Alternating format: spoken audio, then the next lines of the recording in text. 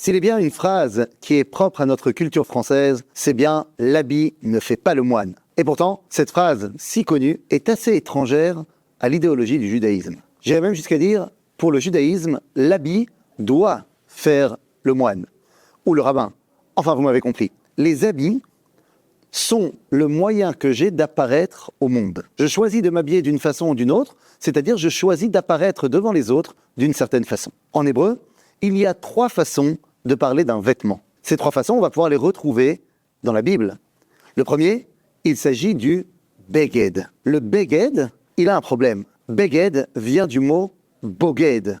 Boged veut dire un traître. Oui, car certaines fois, nos habits nous trahissent. Des fois, l'habit ne fait pas le moine. Alors on peut passer à un autre état de l'habit, du vêtement. Il ne s'agit plus du beged, mais il s'agit du levouche. Levouche vient du mot, ou du moins de la conjonction des 2 mots, lo bosh. Lo bosh veut dire sans honte. C'est peut-être la 2e dimension de mon vêtement. Pas seulement comment j'apparais aux yeux du monde, mais comment je décide de me protéger personnellement pour ne pas avoir honte face au monde. Si la première définition était assez péjorative, la 2e est plus parvée, c'est-à-dire neutre. Mais il y a une 3e dimension qui est l'idéal du vêtement. Il s'agit des madim. Les madim, en français, ça se traduit littéralement par, non pas l'uniforme, c'est ce que vous verrez dans les dictionnaires, mais en vérité, c'est le sur-mesure. La vraie définition du madim, c'est les vêtements faits sur mesure. Alors nous connaissons cela en tant que tailleur. On a pris les mesures et on a fait. Mais il s'agit de quelque chose de beaucoup plus profond. En hébreu, le mot madim vient du mot midot. Les midot, ce sont les mesures morales, les qualités humaines que je possède. En d'autres termes, mes vêtements doivent refléter les qualités morales et humaines qui sont les miennes. S'habiller, c'est une grosse affaire. Dans notre paracha, la paracha de Tetzavé, eh bien c'est le moment où on va nous mettre en avant l'idéal du vêtement. C'est la Fashion Week version Torah. On parle ici du prêtre d'Israël, le Kohen, celui qui sert au temple. Eh bien, ce personnage a un uniforme, mais cet uniforme n'est pas seulement là pour avoir un habit reconnaissable parce qu'il occupe une fonction. Il est là pour faire transparaître la valeur morale de tout être humain. Le Kohen possède 4 vêtements. Il a tout d'abord un pantacourt. Oui, je dis pantacourt car son pantalon lui arrive au mollet. Un pantacourt qui est là pour cacher les parties intimes. C'est ça son rôle.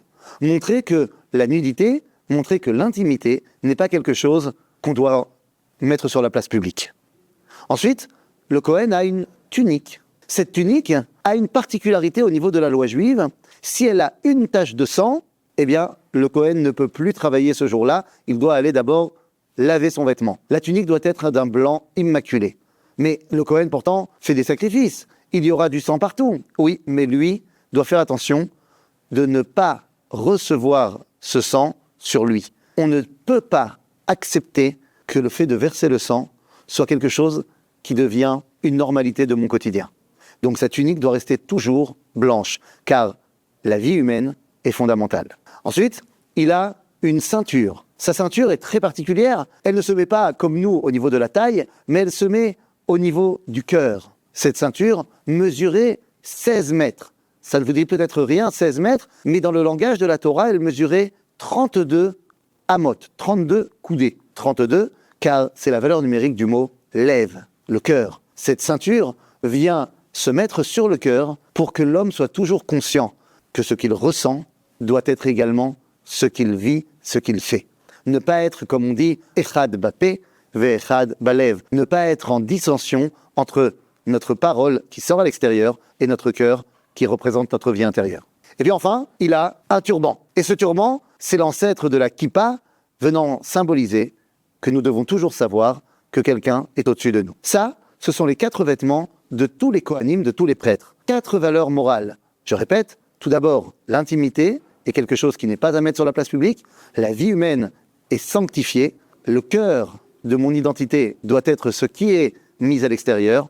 Et l'humilité de savoir que quelqu'un est au-dessus de nous. Au-delà du Kohen, il existe le patron des Kohanim. Il existe le Kohen Gadol, le grand prêtre. Cet homme, en plus des 4 vêtements qui sont les bases des valeurs morales de l'humanité, de toi et de moi, eh bien lui, il représente un idéal encore plus élevé et il a, en plus de ces 4 vêtements, 4 autres vêtements. Ces 4 autres vêtements vont approfondir l'idéal de la moralité de l'être humain. D'abord, il a le Me'il, son grand manteau magnifique. Ce Me'il, quand on regarde les versets de la Torah, on se rendra compte que le terme « la bouche » est utilisé plus de 5 fois pour décrire ce manteau. Ce manteau qui est donc l'apparat, qui va être ce vêtement qui va faire que tout le monde va se retourner quand on va voir le Kohen en disant « Waouh !» Eh bien, ce Me'il doit être tourné vers ce que cette personne mise en avant va devoir sortir ou ne pas sortir de sa bouche. Vous comprenez bien qu'une parole dite n'importe comment par quelqu'un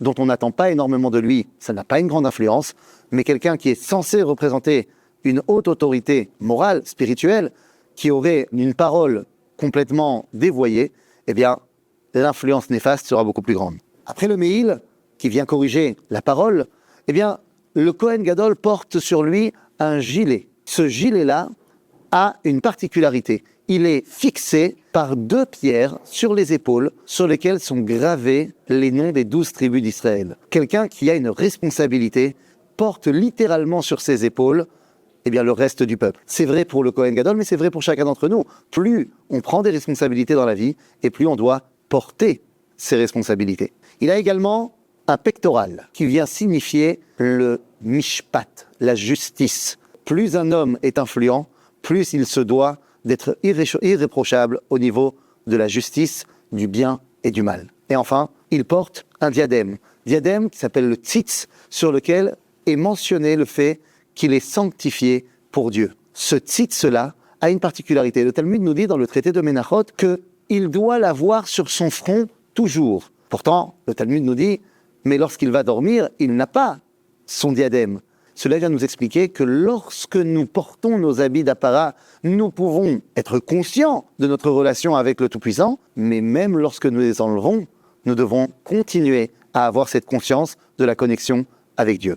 Les 8 habits forment notre uniforme sur mesure qui doit dévoiler justement nos mesures. Être capable de sanctifier l'intimité, sanctifier la vie, mettre notre cœur au centre de notre réalisation, savoir que quelqu'un est au-dessus de nous, ne pas dire des paroles qui seraient néfastes, porter le poids des responsabilités des choix que nous faisons, également avoir une justice irréprochable et être totalement connecté à jamais avec le Créateur.